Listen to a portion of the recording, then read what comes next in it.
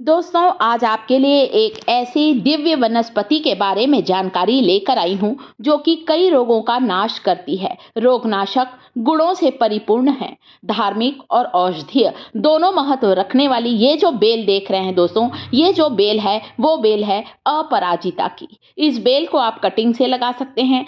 आप इसकी बेलों को बीजों के द्वारा भी लगा सकते हैं। इसके बीज होते हैं काले रंग के, छोटे छोटे से इसके बीज होते हैं दोस्तों। इन बीजों के द्वारा भी आप अपराजिता की बेल को अपने गमले पर आसानी से लगा सकते हैं।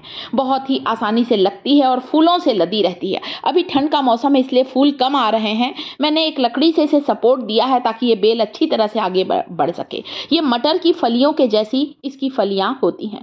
ये फलियां जब सूख जाती हैं तब इन फलियों के अंदर से इसके काले काले बीज निकलते हैं। इन बीजों का भी बहुत औषधि महत्व है। ये अपराजिता की जो बेल है, इसके पुष्प होते हैं नीले और सफेद रंग के फूल होते हैं।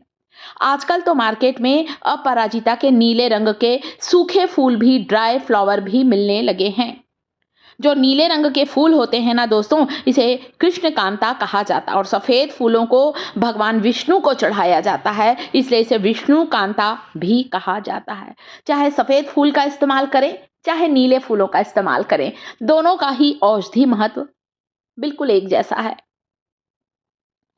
तो ये जो बीज होते हैं, इसके जो फूल होते हैं दोस्तों, इसे भी हमारी अच्छी सेहत के लिए इसे ज़रूर खाना चाहिए। कैसे लेना है, इसकी चाय बनाई जाती है फूलों को पानी में उबालकर। सारी चीज़ें वीडियो में बताने वाली हूँ। इसकी पत्तियों का पहले महत्व जान लीजिए।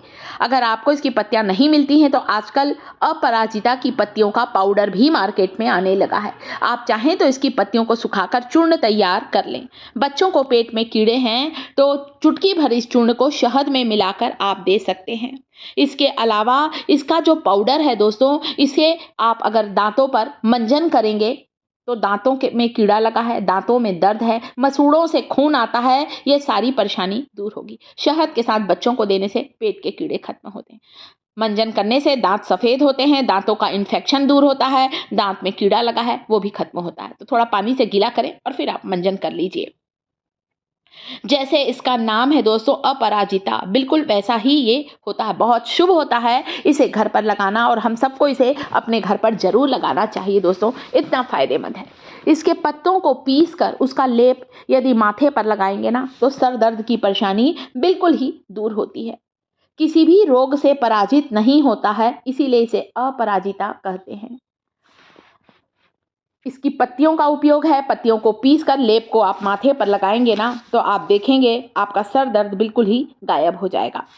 तो कृष्ण कांता, और जैसा मैंने बताया विष्णु कांता के नाम से इसके फूलों को जाना जाता है। इसकी पत्तियों के लेप को किसी फंगल इन्फेक्शन पर लगाएं, दांत, खाज, खुजली या किसी चर्म रोग पर लगाएंगे, आपका चर्म रोग बिल्कुल ही ठीक हो जाएगा।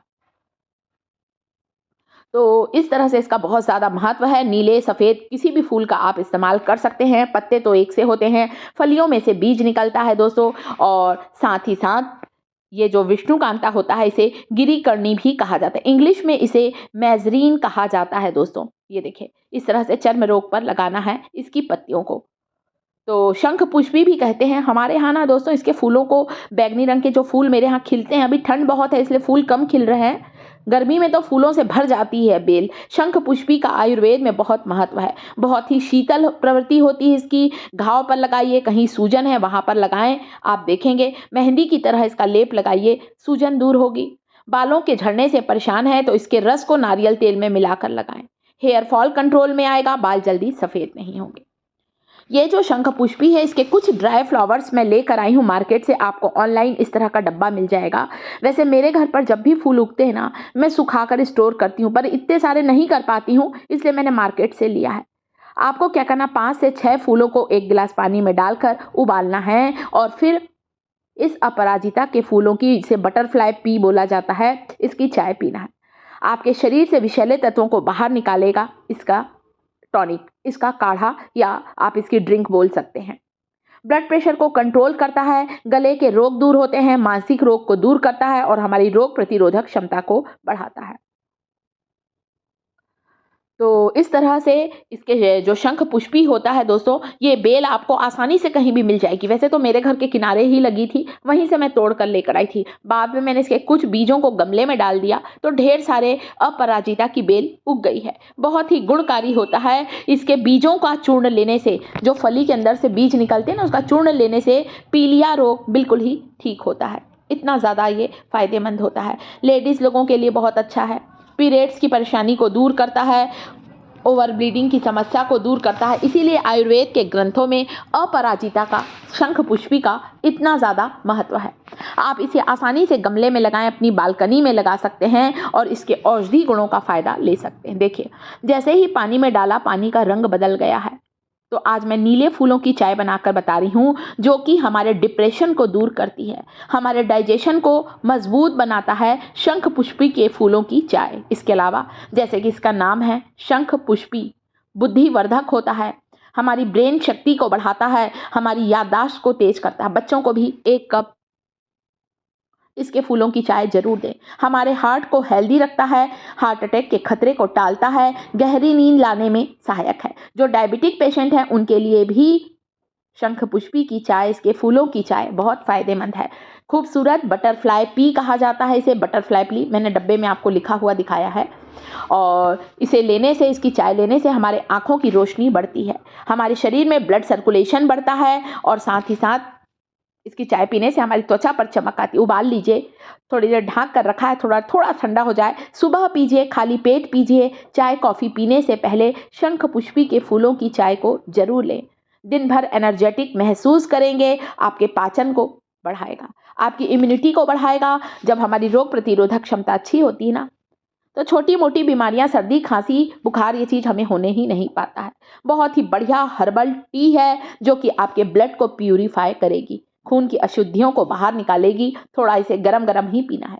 डायबिटिक पेशेंट इसे जरूर लें। ब्लड शुगर लेवल को कंट्रोल करती है, याददाश्त को बढ़ाएगी, मेमोरी को शार्प करेगी।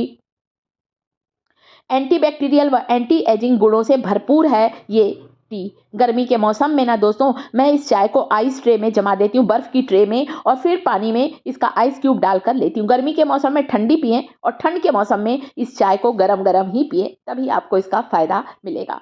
तो इस तरह से आप इसे लें। आप चाहें तो इसमें थोड़ा सा नींबू का रस, थोड़ा सा अदरक डालकर भी उबाल सकते हैं। नींबू का रस सर्व करते समय, पीते समय थोड़ा सा चाहें तो डालें, मैंने नहीं डाला है लेमन जूस, आप चाहें तो डाल सकते हैं। तो ड्राई फ्लावर आपको आसानी से ऑनलाइन मिल जाएंगे दोस्तों, और मटर के फली के जैसे इसके बीज हैं, जिसे आप गमले की मिट्टी में डालकर लगा सकते हैं। अच्छी लंबी कटिंग लेकर आप कटिंग के द्वारा भी अपराजिता की सुंदर बेल को लगाइए। घर में धन धान्य की वृद्धि होती है। धार्मिक और औषधि दोनों गुणों से भरपूर होता है ये शंख पुष्पी। अपराजिता, विष्णुकांता और कृष्णकांता कई नामों से जाना जाता है। वीडियो को लाइक करें, शिखास किचन चैनल को सब्सक्राइब जरूर करें।